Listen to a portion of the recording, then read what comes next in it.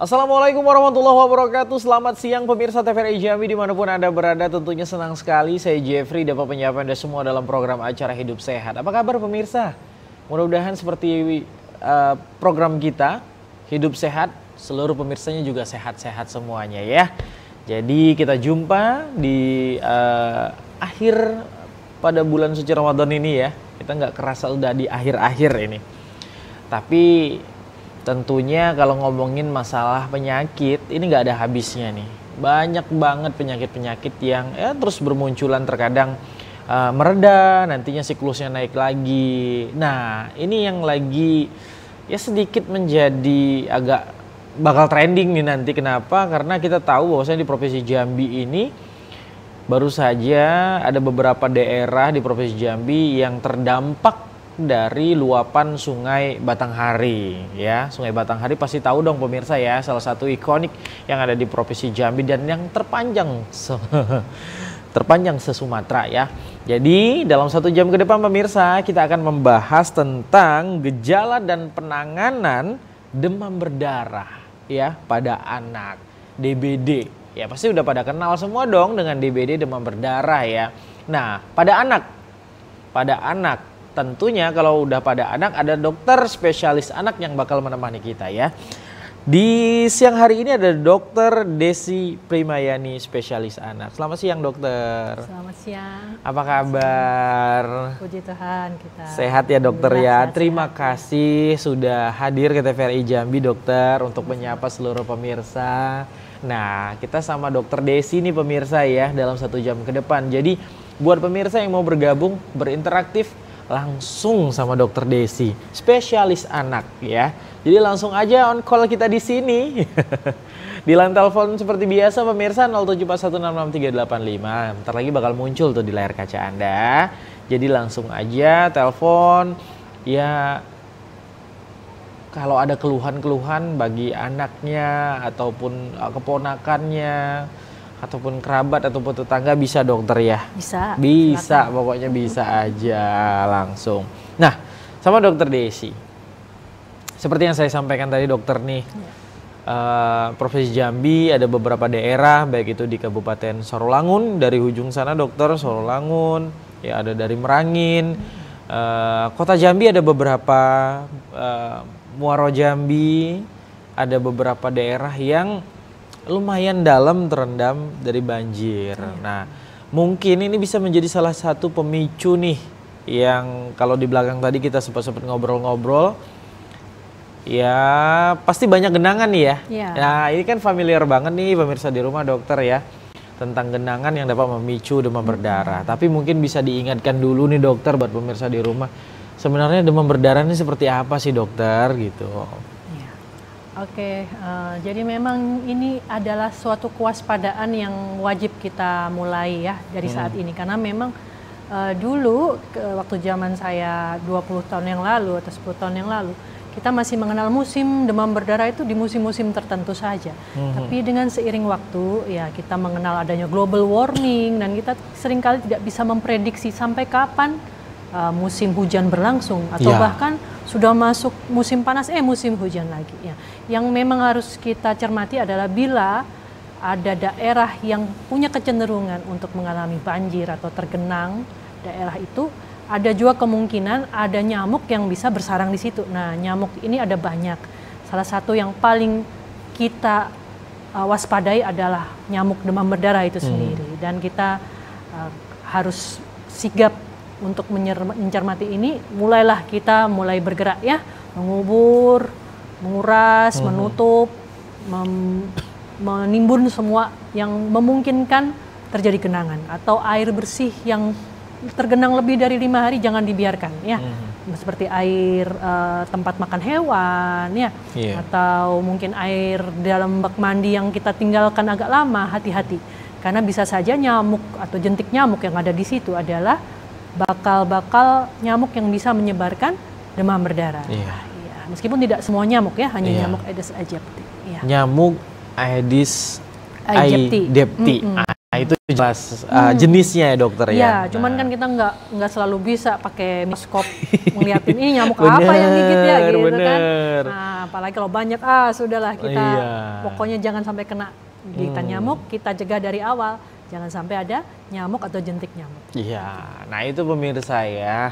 Kita udah mengulang kenangan nih lagi ya. Mengulang kenangan bersama nyamuk Aedes tadi ya. Dan satu jenis itu yang bisa kita katakan nggak bisa kita lihat secara kasat mata ya dok ya. Iya, nggak bisa kita kenalin, susah gimana-gimananya. Jadi tapi yang kata kuncinya yang dari dokter jelaskan tadi adalah genangannya. Tolong dijaga. Nah itu pemirsa ya. Nah ngomong-ngomong soal demam berdarah pada anak nih dokter. Gejalanya seperti apa sih dok? Kalau karena tema kita tentang gejala nih ya. Gejala dan penanganannya seperti apa. Nah gejala pada anak apakah berbeda nih dok? Kalau kita ngomongin demam berdarah secara universal terhadap remaja, orang tua, bahkan sampai usia lanjut. Apakah berbeda gejalanya terhadap anak sendiri dok? Ya, ini pertanyaan yang memang sangat baik untuk kita pelajari juga ya bersama-sama. Kenapa? Karena memang demam berdarah, sebenarnya demam berdarah itu bisa terjadi pada anak-anak sampai orang tua ya. Nah, usia berapapun bisa terserang demam berdarah. Asal ada virus demam berdarah yang masuk ke dalam tubuh melalui gigitan nyamuk yang membawa virus itu. Ya, dalam hal ini Aedes aegypti tadi ya. Nah, pada anak-anak memang lebih sering terjadi kasus ini lebih dicermati. Kenapa? Karena memang anak-anak masih pertumbuhan, ya, sistem kekebalannya masih bertumbuh, kompensasi daya tahan untuk memperbaiki dirinya juga masih bertumbuh. Nah, pada anak sebenarnya tidak jauh berbeda. Cuman buat saya ini sangat penting untuk menyampaikan kepada orang tua di sini atau siapapun mungkin yang punya keponakan yang masih berusia anak-anak. Karena pada dasarnya demam berdarah itu gejalanya bisa bervariasi. Yang sama adalah panas atau demam yang tinggi dan susah turun dalam waktu 3-5 hari. Yang lainnya bisa bervariasi. Mulai dari batuk pilek, demam berdarah bisa batuk pilek. Mual muntah bisa juga. Atau mungkin nyeri perut, nyeri sendi bisa juga. Ya, jadi tidak ada satu yang khusus kecuali demam. Ruam bisa, tapi kadang juga tidak. Nah, jadi yang harus diwaspadai adalah bila anak-anak kita atau keponakan kita itu menderita demam yang cenderung tinggi. Seringkali udah langsung tinggi, susah turun. Udah minum nih obat demam, naik lagi. Minum lagi, naik lagi. Nah itu hati-hati. Bila dalam 3-5 hari demam itu tinggi, kita harus waspada. Apalagi bila disertai dengan itu tadi, nyeri sendi yang sangat, nyeri kepala yang sangat, susah untuk makan, mual-mual, muntah-muntah. Biasanya ini adalah gejala di mana demam berdarahnya itu bisa menjadi indikasi demam berdarah dengue atau dengue shock syndrome. Suatu demam berdarah yang lebih berat, yang bisa mengancam jiwa. Nah, lalu bagaimana? Ya tetap kita memang disarankan untuk berkonsultasi. Bila demam lebih dari 2 hari dan cenderung tinggi, sebaiknya kita ke dokter. Kalau boleh, nanti dokter akan menunjukkan bagaimana harus diperiksa, seperti misalnya pemeriksaan darah, jenis-jenisnya, karena memang jenis-jenis pemeriksaan demam berdarah juga beragam. Dan satu yang saya ingin sampaikan bahwa demam berdarah itu demam dulu, baru demam turun. Nah seringkali yang menjadi jebakan Batman ya, adalah begitu demam turun kita lebih santai. Pada demam turun itu belum selesai fase, bila itu demam berdarah, belum selesai fase sakit. Setelah demam 3-5 hari, demam akan turun mungkin selama 2-3 hari, lalu bisa jadi demam naik lagi. Justru di fase di mana demam itu turun, kita harus lebih waspada. Karena disitulah bisa terjadi yang disebut shock atau plasma leakage ya, perpindahan cairan dari dalam pembuluh darah keluar. Kenapa? Karena ada yang namanya badai sitokin, badai kekebalan tubuh yang disebabkan oleh virus. Dan di sini inilah yang mengancam jiwa. Jadi begitu demam turun kita tidak boleh lengah. Kalau itu belum tahu adalah demam berdarah, begitu anaknya demam turun tapi makin lemas, makin gak mau makan minum, makin merasa sakit perut, sakit kepala, sakit sendi, sebaiknya segera ke rumah sakit, bahkan ke unit gawat darurat. Karena mungkin ini adalah suatu demam berdarah yang adalah dengue hemorrhagic fever atau dengue shock syndrome. Nah, lebih baik lagi kalau di fase yang masih demam, kita lebih waspada saat jenis demamnya itu tinggi sekali. Biasanya pemeriksa atau petugas kesehatan akan menyarankan pemeriksaan darah. Nah, satu juga tips yang saya ingin sampaikan pada orang tua adalah pada saat fase demam adalah saatnya fase menyimpan, menabung kondisi. Di fase ini kita harus secara telaten, teratur, memberi asupan cairan, asupan nutrisi, biar nggak bisa banyak, sedikit-sedikit tidak masalah, bisa teratur ya. Karena biasanya memang yang lebih susah untuk menerima asupan cairan ataupun nutrisi di fase demam akan memiliki istilahnya fase kegawatan yang lebih drama ya, lebih heboh. Nah, nanti selesai fase pengawasan 2 kali atau 3 kali 24 jam di fase demam turun, demamnya mulai naik dan ini sebenarnya adalah fase mulai aman. Ya. Naik mungkin hanya sehari 2 hari, tidak lama ya. Nah, jadi kita sudah lebih lega. Tapi ingat, di fase demam turun, bila itu adalah demam berdarah atau belum tahu tapi kok curiga ya demam turun tapi makin lemas, nah ini adalah fase yang super harus kita awasi. Sebaiknya di rumah sakit supaya tidak kecolongan ya dan menjadi dan mengancam jiwa. Gitu. Berarti itu siklusnya dok ya? 1 sampai 5 hari itu biasanya demam sampai tinggi ya? Ya, demam tinggi. 3940 dokter? Ya, bisa 39, bisa 40 dan kalaupun turun biasanya nggak banyak. Paling 38-an ya? Oke. Ya, lalu naik lagi. Itu siklusnya 1 sampai 5 hari. Nah, itu panas tinggi. Setelah itu dia ada meredanya berarti? Ada. Ini salah satu ciri dari demam berdarah nggak sih dok? Iya betul, ini adalah salah satu ciri demam berdarah. Dan berapa hari dok fase turunnya nih, turun panasnya nih? Jadi, itu di suhu normal kah atau? Iya, suhu normal. Oh, nah, 36 ya? Bahkan lebih dingin mungkin kalau itu adalah sesuatu yang lebih gawat. Karena tangan kakinya mungkin terasa sangat dingin gitu ya. Oke. Jadi justru berapa hari nih dok? Biasanya 2 sampai 3 hari. Oh, ini kan hanya ukuran, tidak selalu pasti ukurannya. Dalam arti kadang-kadang demam berdarah itu tergantung virusnya. Ada 4 jenis virus. Oh, berarti ada jenis-jenis dari demam berdarah itu. Tapi kita nggak pernah meriksa. Yang penting diawasinya karena mahal gitu ya. Yang penting udah tahu demam berdarah diawasi. Nah, ada yang paling ganas tuh biasanya serotipe 3, dengue virus yang serotipe 3. Nah, dan juga kadang-kadang selain ada infeksi virus demam berdarah, ada juga yang disertai dengan infeksi yang lain, infeksi bakterika atau virus yang lain. Ya, kita tidak bisa selalu mengkotak-kotak. Maaf dokter, kalau boleh saya potong, berarti demam berdarah ini bakal bisa jadi ada komorbid lainnya? Bisa jadi, tapi tidak selalu. Ya. Tidak selalu ya? Memang jadi kalau memang ada demam berdarah, yaitu tadi biasanya kalau ringan, dokter akan menyarankan untuk evaluasi ulang di hari memasuki hari kegawatan. Tapi kalau rumahnya jauh atau kondisi anaknya betul-betul nggak mau makan minum, iya, dehidrasi dong dok. Dehidrasi, terus ada tambahan yang kemungkinan memberatkan yang lain, mungkin sesak kah, mencret kah ya. Biasanya memang selalu dianjurkan untuk rawat inap. Untuk dirawat inap. Ya itu yang saya ingin sampaikan, jangan lengah di hari demam turun. Nah, demam turun itu di perkiraan di hari ke-6 sampai ke-8 dokter. 5, 6, 7, setelah itu naik lagi demam, tapi biasanya nggak terlalu tinggi. Dan itu kalau murni demam berdarah itu adalah fase di mana sebenarnya sudah memasuki fase aman. Tapi tetap kita awasin ya, karena kita tidak pernah tahu persis apakah murni demam berdarah atau tambahan. Kadang juga tidak naik, langsung saja turun tapi dengan kondisi yang baik ya. Cuman memang itu pelana kuda istilahnya. Jadi demam lalu turun terus lalu naik lagi. Iya, kayak harga apa tuh di pasar tuh ya? Cabai ya.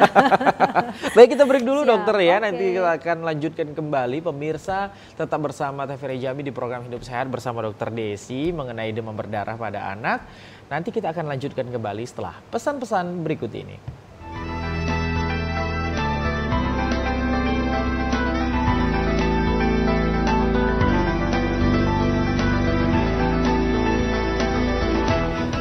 Terima kasih pemirsa, Anda masih bersama kami dalam program acara Hidup Sehat. Kita udah masuk di segmen kedua. Pemirsa yang baru bergabung, saya ucapkan selamat bergabung di siang hari menjelang sore ini pemirsa ya.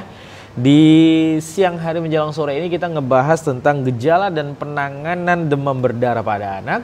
Tentunya sudah ditemani dengan narasumber kita, dokter spesialis anak, ada Dokter Desi Primayani, spesialis anak langsung menemani kita di sini ya. Dokter, ngomong-ngomong gimana nih dok kalau angka demam berdarah di Jambi dok? Udah mulai naik grafiknya atau masih di angka standar aja nih? Ya kalau di Jambi saya sih baru baca-baca yang data kota Jambi ya. Data kota Jambi nih memang gimana dok? 2 bulan terakhir katanya ada penaikan? Ya ada sudah 140 kasus ya. Kalau tidak salah dari informasinya juga ada yang meninggal ya. Wow. Itu yang sangat kita sedihkan. Sayangkan ya. Nah berarti sudah mulai naik nih pemirsa grafiknya ya. Apalagi ternyata di akhir bulan Ramadan ini tidak hanya grafik belanja aja yang naik ya, tapi ternyata ada musibah ya, ada penyakit, ada virus yang berada di sekeliling kita. Mungkin kita nggak aware ya. Seperti yang saya sampaikan tadi di awal acara ini, kita baru saja beberapa tempat ada yang terdampak dari luapan Sungai Batanghari ini ya. Curah hujan lumayan tinggi dok ya beberapa minggu ini jadi luapan. Nah ini salah satu penyebab dari demam berdarah dari genangan itu juga ya. Dari tidak hanya dari nyamuk ya, genangan ini yang sumber awalnya dok. Jadi kita harus waspada. Dan ternyata kata dokter Desi di data kota Jambi dok ya udah mulai naik pemirsa. Jadi langsung aja pemirsa, buat pemirsa di rumah yang menyaksikan tayangan ini yang mungkin ada keluhan ya, kita bisa interaktif bersama dokter Desi. Apa aja ya yang mau ditanyakan silakan. Tuh nomor teleponnya sudah ada di layar kaca Anda. Jadi langsung aja telepon di studio TVRI Jambi, kita akan melayani pertanyaan-pertanyaannya dokter ya. Siap. Sambil menunggu penelpon yang masuk, kita bincang-bincang lagi dokter. Seperti yang dokter sampaikan tadi di segmen pertama, ya ini gejalanya sudah bervariasi sekarang. Tentunya pasti demam tuh pasti dong. Nah, sebelum kita mau membahas penanganan lebih lanjutnya lagi dokter, terkadang nih, ini kan ya keluhan para orang tua nih dok ya. Terkadang kita tidak aware dengan dokter ya, jadi kurang mau segera nih buat ke ahlinya gitu ya. Kita pengen mengedukasi juga nih dok, gimana nih buat para orang-orang tua. Terkadang ya kita bisa, orang tua kan sekarang ya medsos kan udah di mana-mana nih dok, searching. Oh mungkin kalau demam dikasih ini nih. Nah ini sebaiknya gimana dok untuk penanganan awalnya nih dok, kalau menurut dokter Desi spesialis anak nih ya? Silakan. Iya, jadi Bapak Ibu orang tua semua, jadi memang tidak selalu harus segera, tapi memang selama fase demam seperti yang saya mungkin sudah singgung tadi, pastikan bahwa anak kita bantu untuk makannya, minumnya, nutrisi cairan yang masuk tuh tetap ada, itu yang pertama. Kedua, istirahat dengan baik. Dalam arti kalau kondisi sakit istirahatnya kurang baik juga akan makin memperberat fase penyembuhan. Dan supaya tidak terlalu terganggu istirahat, bila demamnya tinggi, apalagi memang demam berdarah, demamnya cenderung tinggi, berikanlah antipiretik atau anti demam pada anak-anak sesuai dengan dosisnya pada anak-anak kita. Dan itu bisa diulang sehari, bisa 4 kali, bisa 6 kali, tiap 4 jam bisa diberikan untuk jenis paracetamol. Yang ketiga, jangan lengah, itu tadi ya. Nah, bila anak kita punya gejala yang lain, memang seperti batuk pilek atau mencret muntah ya, sebaiknya kita bawa ke dokter. Atau bahkan bila punya bakat kejang bila demam. Nah itu dok, apalagi sudah sampai 40 dok. Sebaiknya kita konsultasi dengan dokter. Tapi misalnya anak ini dalam kondisi masih oke makan minumnya dan tidak ada penyakit penyerta lain, Bapak Ibu masih ingin tahan dulu di rumah, silakan. Tapi itu tadi, bila cenderung tinggi lebih dari 2 hari, lebih baik berkonsultasi. Atau bila sudah lebih dari 2 hari lalu demam turun dengan kondisi yang belum membaik, padahal demam turun. Hari pertama misalnya nih demam turun aman. Tapi hari kedua anaknya sudah bisa mengeluh, sakit perut, sakit kepala, bilang dia nggak enak badannya, lebih baik konsultasi. Apalagi anak yang lebih kecil ya, yang belum bisa mengeluh, tentu saja kita harus lebih aware, lebih waspada. Begitu. Oh seperti itu ya dok ya, tapi berarti terlambat tidak baik, terlalu cepat bagaimana dok? Kalau misalnya nih demamnya baru pagi tadi dok, nah tiba-tiba sore langsung ke IGD nih dok. Gimana dok? Iya, memang begini ya, kita semua kadang-kadang panik kalau anak Iya dong. demam ya. Ya, selama kita tidak pernah melihat anak kita punya resiko kejang bila demam tinggi, ya bisalah kita coba rawat dulu di rumah. Tahan dulu gitu ya. Nggak masalah. Kalau memang ada obat demam, berikan dulu obat demam. Ada obat batuk pilek, bila batuk pilek mau diberikan dulu tidak apa-apa. Tapi memang itu tadi, bila dalam waktu 2 kali 24 jam tidak ada perbaikan, memang lebih bijak kita berkonsultasi. Ya, apalagi kalau anak itu usianya semakin kecil ya, masih bayi. Iya, misal hitungan bulan nih dok, misalnya hitungan bulan atau bahkan di bawah 2 tahun pertama ya, kadang anak tuh belum bisa mengekspresikan apa yang dia rasakan. Ya. Nah, jangan sampai kita tiba-tiba udah masuk fase super awas dan sudah masuk fase shock. Nah, itu yang kalau sudah masuk di fase itu, lalu penanganan di UGD kita mau buru, kadang nggak keburu gitu ya. Nah, jadinya susah masang infus. Iya, udah dehidrasi dok ya. Sudah dehidrasi. Nah, itu yang kita sayangkan kadang-kadang gitu ya. Kita jangan sampai ya. Jadi pemirsa, terlambat tidak baik. Terlalu cepat juga jangan dulu. Ya, boleh kita tahan karena dikit lah, tahan dikit lah ya. Jadi ini salah satu edukasi juga nih buat seluruh para orang tua di luar sana. Seluruh sahabat TVRI, jadi jangan buru-buru juga dan jangan telat juga, jangan lalai dokter ya. Seperti itu. Saya mau nambahkan juga. Ya, gimana, dok? Jadi kalau misalnya itu, ya, zaman sudah semakin maju, dalam arti saya pikir bukan hanya kami para dokter yang lebih aware, apalagi kita tinggal di Indonesia, di mana tingkat kesakitan dan kematian karena demam berdarah apalagi pada anak itu masih tinggi. Kita sering kali juga menawarkan untuk pemeriksaan darah ya. Jadi saya pikir orang tua juga perlu tahu bahwa pemeriksaan darah untuk demam berdarah sudah semakin canggih ya. Nah, ini nih yang mau saya tanya tadi dok. Siklus pemeriksaan di tahap awalnya itu gimana sih dok? Nah, terkadang kan gini dok, mohon maaf saya potong tadi. Orang tua terkadang nggak tegaan sama anak, bener gak dok? Iya. Apalagi yang di bawah 2 tahun ya. Kan diambil darahnya sakit ya dok ya. Dicucuk-cucuk gitu kan. Nah, sebenarnya tahapan pemeriksaan sampai diponis nih anak DBD tuh gimana nih dok? Jadi memang pada demam berdarah kita itu tidak bisa secara hanya pemeriksaan fisik saja untuk memastikan bahwa ini virusnya demam berdarah. Nggak bisa dok ya? Nggak bisa. Nggak bisa pemirsa. Jadi perlu dibantu ya, dibantu dengan pemeriksaan tambahan, dalam hari ini pemeriksaan laboratorium atau pemeriksaan darah. Cek darah. Iya, cek darah. Bisa dari yang paling sederhana, hanya melihat komposisi darah ya, apakah sudah ada penurunan faktor pembekuan trombosit, apakah ada penurunan faktor darah putihnya ya, untuk itu adalah sesuatu yang khas demam berdarah. Tapi sebenarnya lebih pasti lagi ada beberapa pemeriksaan juga tambahan yang bisa dilakukan dan sekarang sudah cukup banyak tersedia bahkan di Kota Jambi dan di Provinsi Jambi ya, untuk mengecek virusnya di 3 hari pertama atau mengecek reaksi tubuh penanda virus gitu ya istilahnya, antibodinya di 5 hari lebih. Jadi nggak perlu tunggu 5 hari lagi, sekarang sudah ada pemeriksaan juga yang bisa dicek di 3-4 hari pertama. Ya. Jadi kalau memang diinginkan bisa juga langsung dicek. Ya meskipun memang itu tadi karena judulnya demam berdarah pasti harus ada demam. Jadi jangan sampai nggak demam berdarah, nggak ada demam, minta dicek juga minta dicek. Iya benar gitu juga. Ya, dan itu manfaatnya dalam arti ya seperti yang dikatakan Pak Jeffrey. Kadang kita nggak tega ya mau nyocok-nyocok pasien masih kecil. Dan memang pada anak kecil kadang-kadang agak susah karena lemak tubuhnya masih tebal ya, dan lemak kulitnya. Uratnya juga masih tipis ya. Tapi kalau kita boleh menimbang-nimbang manfaat dan resiko yang kita hadapi, ya maksudnya resikonya kalau nggak ngerti kita kurang awas, kurang waspada kan, apakah ini demam berdarah atau bukan, kurang waspada, kurang baik gitu.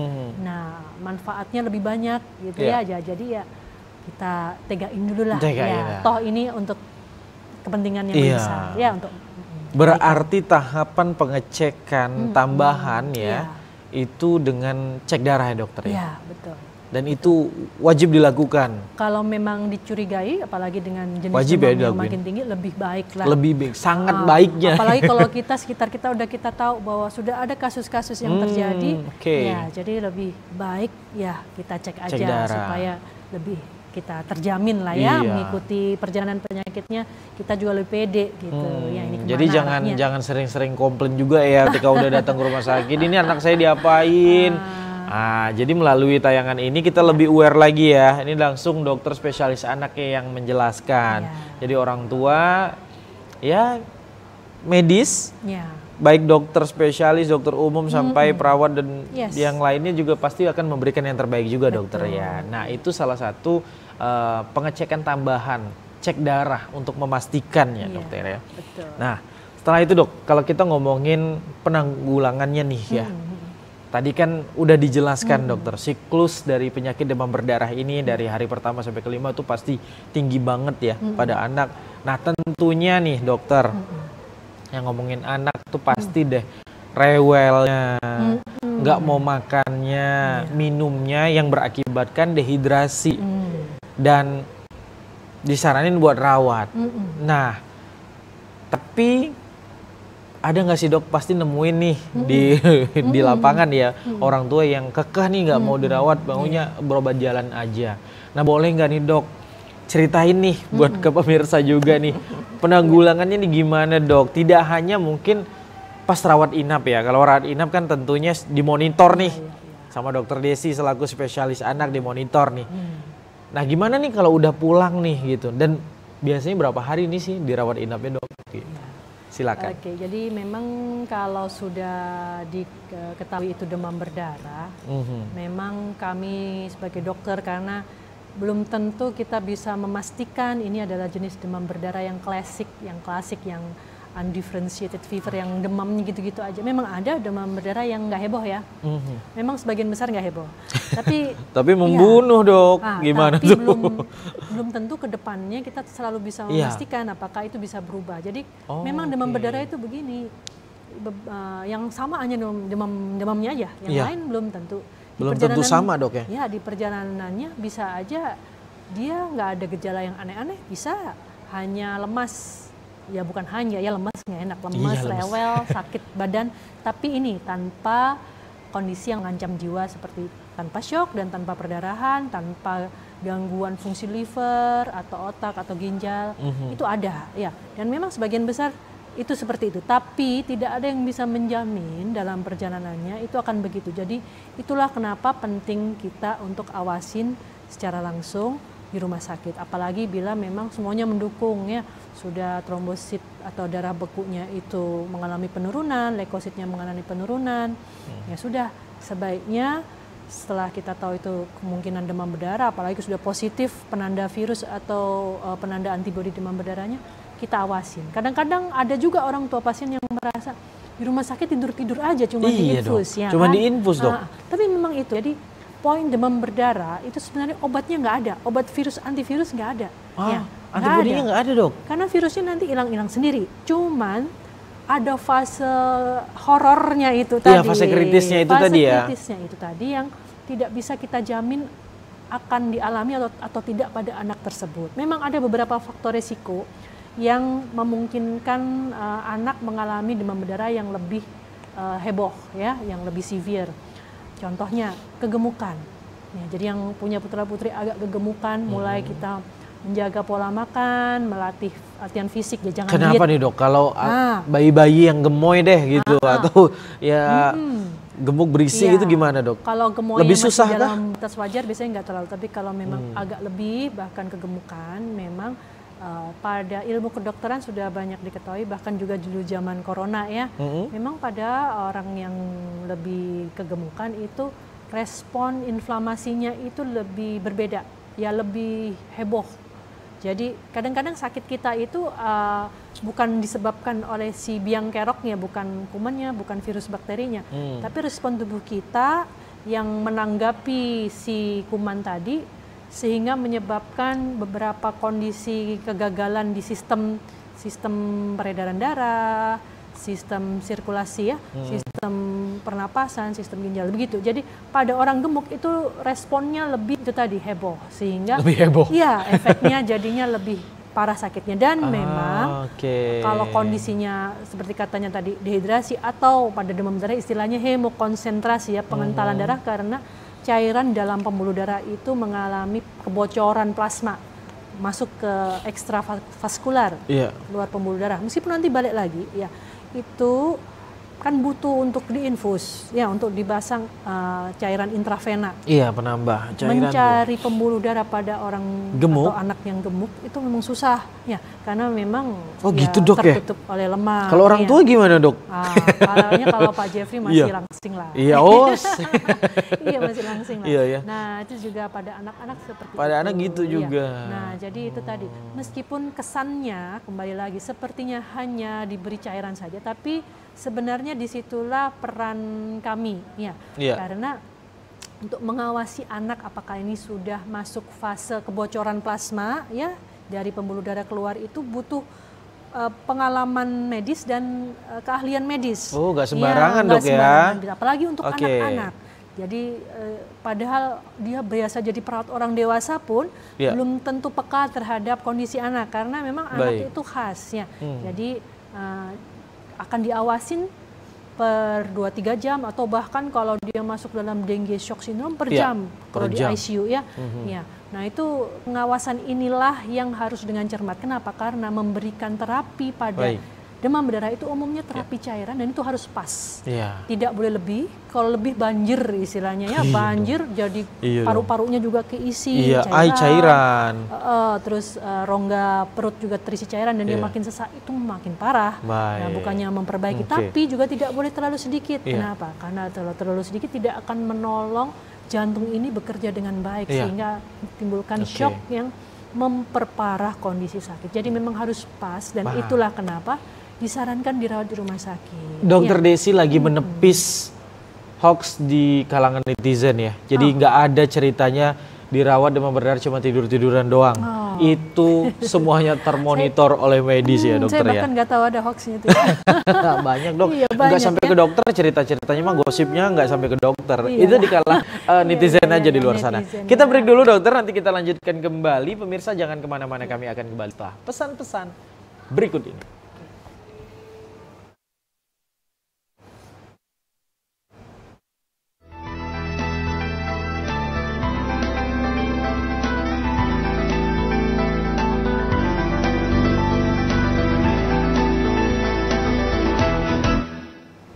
Terima kasih pemirsa, Anda masih bersama kami dalam program acara Hidup Sehat, pemirsa, ya. Kita masih ngomongin tentang penanganannya terhadap anak dari fase dia demam sampai ke perawatannya. Dan salah satu hal yang perlu kita support sebagai orang tua adalah salah satu pengecekan tambahan, ya, cek darah itu wajib sekali.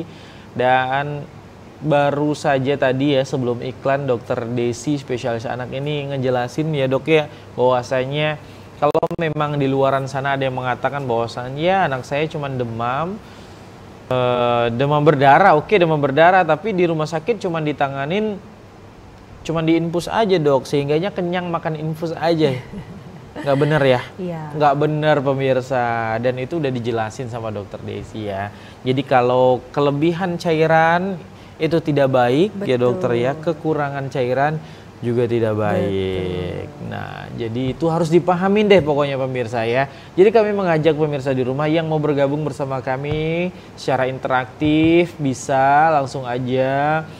Jadi langsung aja telepon 0741663385 tuh nomor teleponnya udah ada nih di layar kacanya. Jadi langsung aja telepon Dokter Desi spesialis anak ada di sini, ya. Dokter, kalau boleh tahu di rumah sakit mana nih, dokter, nih?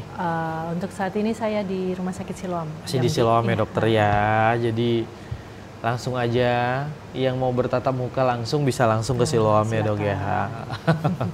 Pagi, siang, sore, dokter? Ya, pagi, siang ada, sore ada, yang malam kadang juga ada. Malam silakan aja. Dicek. Langsung di googling aja, ya. Jadwal prakteknya pasti ada tuh lah, ya. Langsung muncul biasanya gitu. Jadi biasakan membaca, ya, pemirsa. Tapi kalau nggak mau baca, mau nelpon langsung bisa nih. Jadi langsung aja, ya.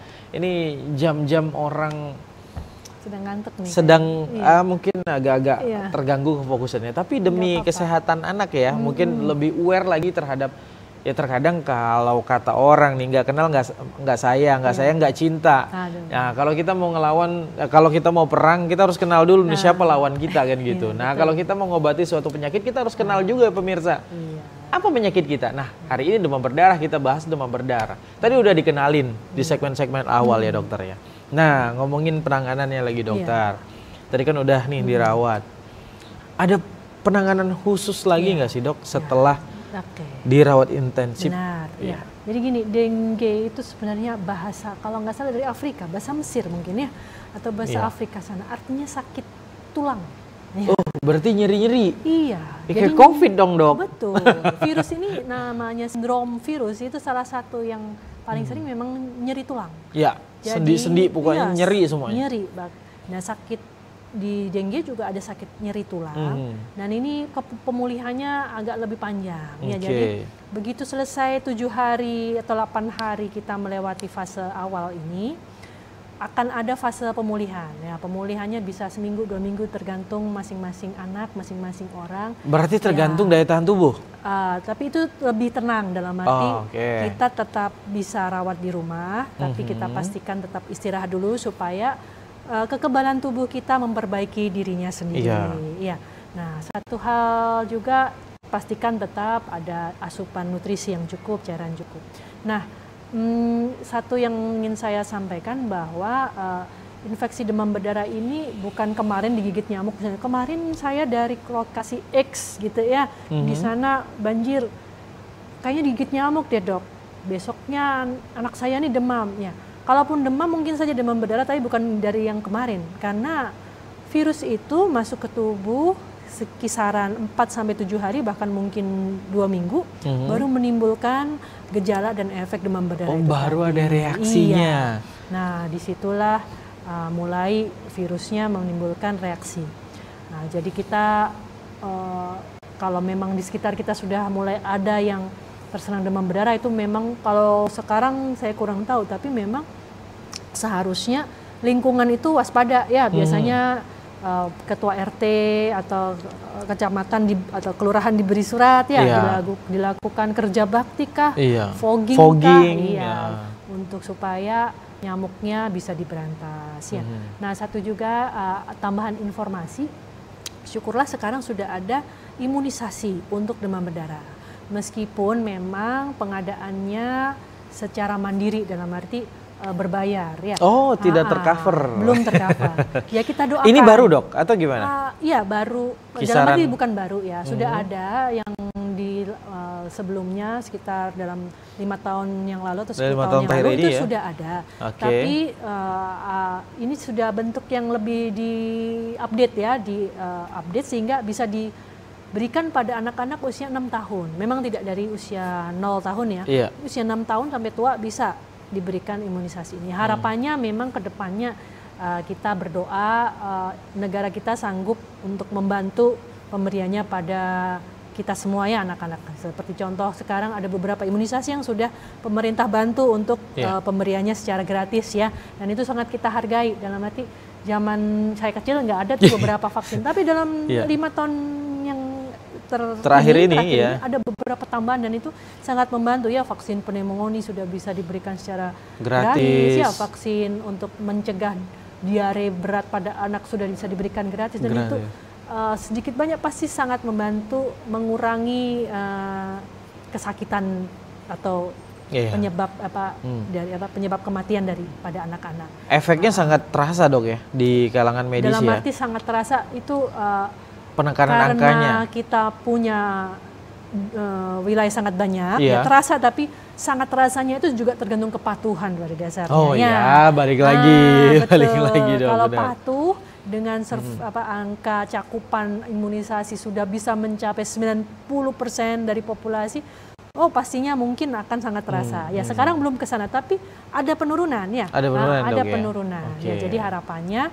kita ke depan boleh sama-sama mendapatkan manfaat imunisasi, apalagi bila sudah tercover. Dan kita doakan semoga peneliti-peneliti kita di dunia itu Terus menemukan vaksin yang bukan hanya 6 tahun ke atas gitu ya. Sudah dari kecil bisa diberikan imunisasinya karena memang itu teknologi makin berkembang. Iya. Nah, sedikit Dokter Desi tadi udah ngomongin masalah pencegahan ya, Dok ya. Dan kita tahu tadi ada beberapa poin yang dokter sampaikan, ada seperti ya kerja bakti di lingkungan masyarakat sekitar, di lingkungan rumah kita sendiri kita lebih aware dengan kebersihan dan juga fogging. Nah, selain itu dokter nih, mungkin bisa dikasih tips juga nih dokter buat para orang-orang tua mungkin ya yang punya anak ya. Kan kita tahu bahwasanya virus ini kan menyerang daya tahan tubuh juga dok ya. Daya tahan tubuh, terus bakal demam, ini cairan bakal berkurang. Nah gimana nih dok buat orang-orang tua di sana, mungkin kita jangan ngomongin sakitnya nih, tapi pencegahan lebih baik nggak sih dok? Bener nggak sih? Betul, nah gimana nih buat orang-orang tua kita bisa menjaga yang pertama mungkin daya tahan tubuh terhadap anaknya seperti apa. Setelah itu ketika si anak nih udah diponis nih, ini anak demam berdarah nih, ini apa nih yang harus dilakukan orang tua di fase pemulihannya dok? Apa nih yang dibanyakin makannya nih? Mungkin. Pada dasarnya pemulihan kekebalan itu ada banyak faktor ya. Tapi mungkin salah satu yang bisa kita usahakan adalah nutrisi dan istirahat ya. Nutrisi kita pastikan asupannya terpenuhi, terutama dalam aspek protein ya. Karena memang sel-sel kekebalan itu untuk regenerasinya membutuhkan protein. Meskipun yang lain juga perlu ya. Zat-zat makronutrien lain seperti karbohidrat jangan dilupakan karena juga akan membantu siklus kimia tubuh ya, siklus Krebs, oksigenasi, napas yang baik. Jadi kalau saya demam berdarah dengan asma ya misalnya, asmanya lagi kambuh juga waktu demam berdarah ya itu juga harus kita jaga, harus kita obatin. Jadi nutrisi lalu istirahat ya kita pantau anak kita bisa tidur dengan kualitas yang baik. Jangan sampai dia cenderung begadangan ya gara-gara main HP gitu ya mungkin ya, atau terlalu lelah misalnya setelah sakit ada yang punya kenduri di rumah gitu ya atau di tetangga sehingga susah tidur ya, kita jagalah supaya istirahatnya baik karena memang untuk kekebalan itu ya selain faktor tadi ada beberapa faktor yang mengganggu yaitu kita eliminasi ya. Nah, jangan sampai ternyata tidak bisa istirahat, tidak bisa makan minum dengan berkualitas, kualitas penyembuhannya terhambat. Ya, kalau yang lain ini saya juga ingin sampaikan, ada yang menginginkan memberikan jus jambu. Iya tuh dok, ini yang familiar nih dok. Bener nggak sih dok sebenarnya? Jadi ada juga yang maunya minum sirup kurma, gitu ya. Sari kurma tuh. Apapun itu, pada dasarnya selama anaknya tidak sensitif terhadap minuman itu, kadang-kadang tidak ada alergi gitu ya? Sensitif tuh bisa jadi alergi atau mungkin peka. Jadi kalau peka itu setiap kali istilahnya minum coklat mencret gitu ya. Itu belum tentu alergi tapi istilahnya intoleran ya. Atau sirup kurma, minum itu malah mencret ya, jangan gitu. Tapi kalau aman-aman aja silakan. Meskipun pada dasarnya, meskipun itu tadi demam berdarah itu perjalanan penyakitnya akan sembuh sendiri, tapi itu tadi butuh pengawasan. Jangan sampai ini tipe demam berdarah yang membutuhkan pengawasan ekstra karena jenisnya adalah demam berdarah dengue atau dengue shock syndrome. Nah ya, tapi di fase itu selama kita mencukupi nutrisi dengan baik, cairan dengan baik, oksigenasi dengan baik, kemungkinan penyembuhannya bertahap itu akan lebih pasti bila semua terpenuhi ya. Nah, untuk pemberian itu tadi silakan tapi jangan berlebihan, jangan sampai kembung. Seharian cuma diberi tuh aja. Jus jambu aja terus gitu ya. Akhirnya asam pula lambungnya ya, muntah juga ya. Jangan, atau minum sari kurma terus mencret juga akhirnya karena dia manis ya. Nah, jadi kita seideal mungkin secukupnya lah ya. Dengan menelatenin juga asupan yang lain supaya semua terkondisikan baik untuk fase penyembuhan. Jadi masa recovery-nya juga berjalan dengan lancar dokter ya. Kita break kembali dokter, nanti kan kita lanjutkan kembali. Pemirsa jangan kemana-mana, kami akan kembali setelah pesan-pesan berikut ini.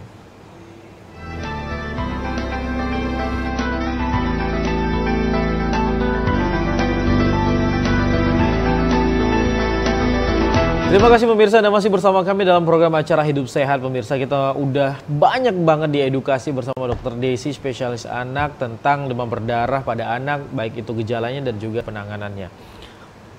Terakhir dokter, nah ini pertanyaannya dok, kalau udah pernah kena nih bakal kena lagi nggak sih dok?